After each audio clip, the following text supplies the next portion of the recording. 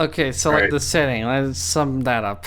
It's pretty generic. It's basically Jurassic Park, but without the park, and a lot of science stuff. And And secretive Illuminati stuff.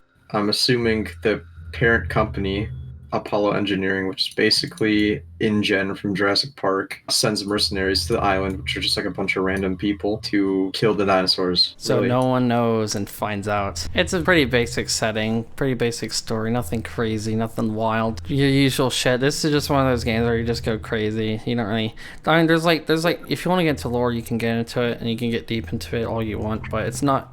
It's not like World of Warcraft crazy or anything. It's all just stuff around the map, like the different maps Easter and eggs. the stories they tell, and some Easter eggs, like certain signs that say whatever, Yeah. or it's just in-game kind of setting lore. But yeah, that's basically the gist of it. And in terms of shooting shit and not caring about the lore, the gameplay. Yeah, that's a lot to unpack. Premise. So it's a asymmetrical team like deathmatch game. So you Yeah. have dinosaurs versus humans, obviously. Yeah, not like And Overwatch or TF2, but yeah, much harder to which makes balance. it hard to balance, yeah, but it's also pretty interesting in that regard. There are multiple game modes, but pretty much there's only two of them that are actually very played, like that actually have focus. So you have your basic team deathmatch mode, where you kill up until a score. Whoever has the most score wins or reaches a score limit. And then the second one is an objective game mode, which is very interesting, called Which Get to the is Top. I think it's pretty much everyone's favorite, and it's kind of a unique game mode. It's not like the most common game mode in games, and it's more objective based. Obviously, death matches or team death matches, the basic get 50 kills and win or whatever. Most people play that because it's just simple. It's good for like quick matches in and out, but Get to the Chopper is really fun if you want like a good long intense map when it works. Get to the Chopper is a little more cinematic, so you have the dinosaurs that are defending certain points, and they have to stop the humans from progressing from point to point and capturing like areas, basically like flags, like domination flags in a Call of Duty or Yeah, like something like that. attack and defense. And basically, the final objective is you have to get to the chopper and escape, And capture the that final name. objective. They have to stop you. Yeah, it can And get that was pretty pretty fun. tense. You either get swept heading towards the objective, or you're all at the objective trying to cap it, and it's just high chaos. Yeah. So there's nice pacing, I would say, is the best part about it. Yeah, it also gives certain classes a little more agency that they wouldn't on Team Deathmatch. Like certain classes that have better crowd control to keep things off the Carno. objective.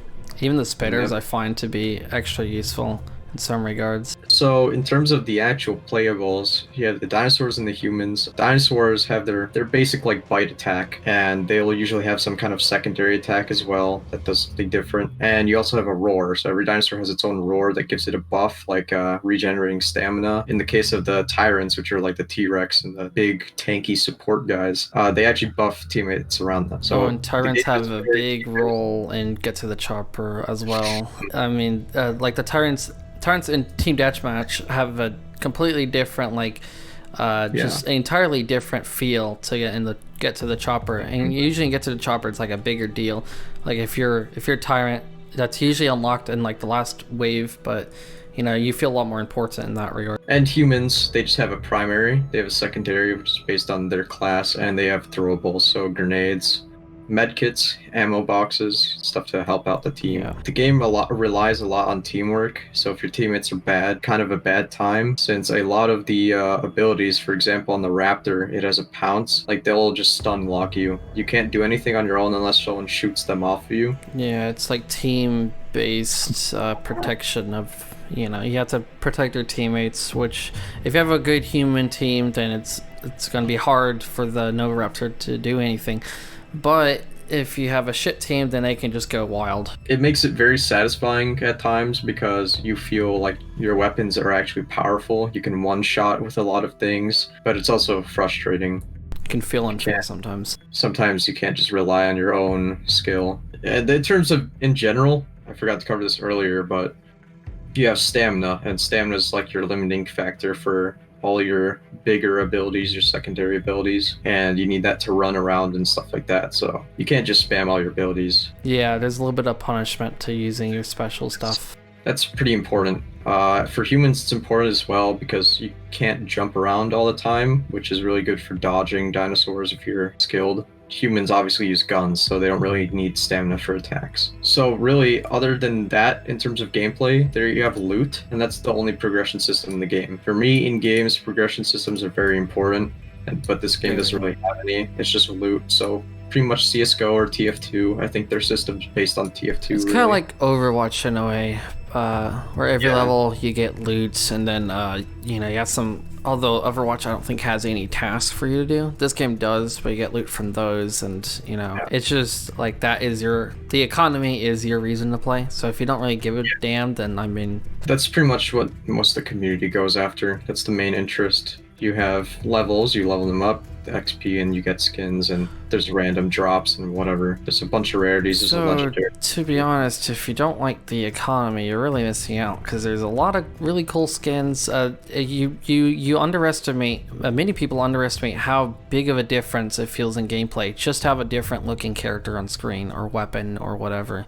Mm-hmm. Like when I've gotten just several hours off of just staring at my own skins because there's so many like talented people who make some amazing skins, and it's just like this is so cool. So you get a little extra gameplay there, and then you can brag. It's also really good for bragging rights, although not so much nowadays considering everything is fairly cheap and easy to get, but hey. Yeah, it's fairly fun. If you ever played something like CSGO or whatever, you'd know how it is. Yeah. Although I will say that the economy does go down every now and then. The game is handled by like a few developers at most. It's practically an indie game at this point. Yeah, there's gonna be a lot of problems with the game, but it's still a really solid game, and it's nice to support the community because a lot of the loot and the stuff that you get to show off is done by the community nowadays. Even the maps, actually, we should talk about that. The maps are done. Some of them are, especially recently, are done by the community as well. And very talented community. Maps, models, sprays, taunts. Maybe not taunts. I don't know if they do. All the new content's made by the community. Skins, essentially. So. But it's pretty good. And, never underestimate a good community. So, visuals. Yes, visually speaking, how does the game look to you? Game runs on UE3, Unreal Engine 3, so it's pretty outdated. It doesn't look that bad if you have it on max settings, but you'd expect it to run better if it looked like that. It's one of those games that it doesn't look amazing. It doesn't really catch your eye. Though for a 2015 game, or 2014 game, technically, I think started development in 2013. But it was based on a game, before that's ancient as well. And only a few developers. It kind of makes sense if you think of it that way, but it's also kind of embarrassing in some regards because it's just like, come on, dinosaurs are so cool. You want to have a really nice dinosaur game by looks. So there's not many of them out there. The game doesn't age badly simply because it has a lot of its own charm. All the characters have their own charm. The dinosaurs, of course, have their own unique designs. If you know the game and you see one of the dinosaurs, you instantly recognize it. It's got its own kind of style. It's not very cartoony in its style. It's realistic in a way. You can get some really nice screenshots from the game, especially if you edit the screenshots a little. But you can tell how like the most recent dinosaur they added, the Acrocanthosaur, it is definitely more HD than the other skins, so it's a little off-putting, but isn't terribly off-putting. You wouldn't really notice it, especially if you're just playing the game like a normal person. But you will realize that like there are some older models and there are some newer models, and it doesn't quite mix well, sadly.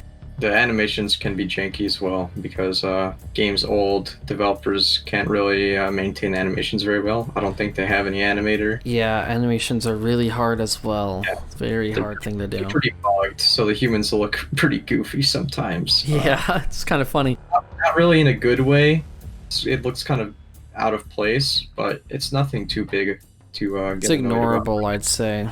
Yeah, I mean, if you're looking for immersion in this silly game, I don't know what you're doing, dude. And that also goes into the audio. You can tell there's some older sounds and whatnot, and then there's some newer sounds. So they at least still update the game in terms of that. I didn't even notice, but the cryo had a new sound since I don't know when. But there are some new sounds. that actually sound really good. And then there's some old sounds that are like, maybe because I've heard it so much, it doesn't sound that good anymore. So I think I just got used to it. Sounds are iconic. They definitely are iconic. The character voices are pretty well done, although they don't have access to the voice actors anymore, so some sounds, they're a little bit inconsistent because they're not from the same voice actor for the Trapper, for example. The original game, the original Primal Carnage, had a different voice actor, so it's a little bit weird. But they all fit their character and it works. And the the roars and whatnot, it's definitely pretty cool, and you can sort of get like immersed even though you don't have it's not really like the main focus of the game to be immersed, because dinosaurs and humans aren't really a coexistent thing, but it's like kind of cool, especially if you join like a role-playing server or just a chill server. You just want to hear some nice ambience, then you have some nice ambience. Yeah. And it really makes you feel like a dinosaur. I guess, yeah. Yeah. Weird flashing animations for the roars and stuff like that. In terms of music, music's an interesting one. I don't know how many games actually do this, but every character has its own theme. So all the humans have their own kind of theme. The Pyro is Scottish, so he has a Scottish... Oh, yeah. I remember that stuff now. Tyrants have a very big, foreboding theme. Really. You'll basically never get tired of the music because it's class dependent. It's also just nice music in general, and it's more so background than anything. Even when you're in the main menu, it's like, oh, good morning, Primal Carnage Extinction. How's it going? The themes, they're nothing too special. They're not anything that I'd say is amazing like an amazing soundtrack that I'd listen to on my own time, like other games. But that's not really the point of the game. It's memorable, but it's not really something you're gonna want to take out from the game. You probably only ever want to hear it when you're playing the game because, well, I mean, it's definitely unique, but it's not like, let me just jam to this on a Sunday morning, you know? It fits the characters in the game, and that's just how it is. And overall, I think it's a good game. It started off really rocky, especially in 2015. That was the time where I played it the most, but that was also the time where it was the most buggy. Obviously, I tolerated the game way too much, and I probably am still pretty tolerant of a person. But I do remember a lot of people left early on. They got sick of the game shit. But I think nowadays it's actually a pretty nice product to just play every now and then. It's nothing you're gonna put thousands of hours or hundreds of hours like I used to. I mean, unless you're there for the community, that's like the only really way to get a lot of hours. Or if you're doing Pokemon, gotta catch them all with the skins, then it's one of those things where you play for like a good hour or two and then drop it. Maybe, play every week or every time the game updates, like I do. Yeah, the game did release in early access, so it did have a lot of problems and went through a lot of changes. The balance, it used to be really bad, and yeah. We used to be pretty vocal on the balance back in the day, but now it's pretty good. Developers are starting to update the game again after a long hiatus, and the game's kind of looking up. But for me personally, the game's like a pick up for a little bit if I have nothing else I really want to play, and put it down type of experience. But also heavily relies on the servers that you get. So sometimes there will not be that one server that you like up, and then you have to settle for next best, or you just leave and wait till next time that server's up. So and some servers are ranked, so you can actually level up, but most of them tend not to be ranked, so you can't really level up to get skins, or you can't really do like events or anything. So that's unfortunate. I suppose the lack of any gameplay progression kind of is in its favor for this kind of game, because it's one of those games that you don't really have to care about when you're playing. You don't have any goals. You don't have to take it seriously at all. Yeah, it's not like there's an economy, like a currency. The economy is just your own money, you buying shit, just have fun, like microtransactions, but not microtransactions that ruin the game. Just fun visual stuff. There's not like, okay, I need to get 1,000 gold in the game. I need to get this and that. I need to buy this dinosaur class or this weapon. That would be horrible. It's kind of sandboxed in that way. You get all the stuff right at the start, all like the unique gameplay stuff. I have a lot of other games that have proper progression systems, but sometimes I just really don't like to play them because I don't want to feel pressured to do something or really put the effort in. I don't want to have to try. It's just a game you enjoy the gameplay, and that's it. In the community, because there's some cool people. Obviously, there's some toxic stuff going on as in any game, but I feel like it's a nicer community here than it is on some bigger games. It's like a small neighborhood. Everyone knows everyone. At least, at one point it was like that anyways. I mean, there's a lot more newer players recently, thanks to the big updates. But like a lot of, like we said earlier, with the economy, a lot of stuff is user made. A lot of the updates are user made focused. There's a whole Steam Workshop. That's where people vote on what skins to be added or what models or whatever sprays, and then that's how they add them. And maps, they have an open CDK, so you can just make maps with all their stuff, because they're just like, yeah, man, you just go crazy. And I actually know someone who has. He went by a different alias, but he had his map added just this last update, the volcano one, the Australian guy. Yeah, so that was like really cool, even though I haven't really talked to him much. But it's a very like skilled community. There's a lot of art, not just skins for the characters, that art, but there's also just art in general, like fan art and whatnot, so that's also dope. I think it's a weird community to get into if you're not already in it. So if you're not someone that's like super into dinosaurs and in that general community, it might be a little weird because all the people are mixed across multiple games within the same kind of dinosaur gaming genre, I suppose. Yeah, there's a lot of variety of people too. It's not just a bunch of guys, a bunch of like kids. There's a lot of variety. It's like I genuinely thought for the longest time that most of the players were around 13. There's actually a lot of people who are in their 20s, which is crazy.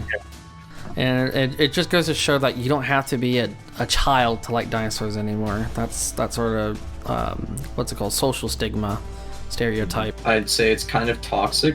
Like, it can be a little bit toxic and annoying sometimes, and some of the servers on this game specifically can have like very weird rules that you can have to get used to, or servers that people frequent that aren't deathmatch, so you're not really getting the actual intended experience. You'll get like some people doing cringe roleplay. Sometimes the roleplay is good and it's fun to read, just to not like actually contribute and read, because like actually this is kind of ballin'. But there's a lot of cringe if you're really like involved with the community. People say some weird shit. I'd say kind of overall though, like I think that's kind of to be expected with a lot of communities. And you have a lot of people that are just level-headed, people who play the game and they enjoy the game and whatever. $12 is very much worth the money. I feel like you could definitely get 12 hours at least from it. So, I mean, $1 an hour is a done deal for some people. For me, the recommendation, it's like I played it for so long and it's such a personal experience, I can't really say. I wouldn't recommend it over any other games that you might be really interested in that might be like more polished or more complete, or actually I would say it still has a niche though. That's why I recommend it. It still has a niche. There's not many dinosaur versus human games that are this good in terms of gameplay. You got a lot of dinosaur games, but like when the fuck is The Isle gonna have humans? They've been saying they were for years now. Yeah, you're right. The niche is very unique. There's only one other game that has dinosaurs versus humans in a team deathmatch context, and that's Dino D-Day. And that one's worse in my opinion. I like it. It was fun, but it's pretty much dead. I mean, you can play it and screw around every now and then. It's very outdated. But it's pretty outdated. But yeah, if you like dinosaurs, or you think asymmetrical gameplay is fun and interesting, you want to see what it's all about, then I'd give it a try. You can always refund it, I suppose. All right, so I guess we're gonna end it, right? I've done this gig too many times where I'm like, we're gonna end the video, and then I just like end it, and it's just like, okay.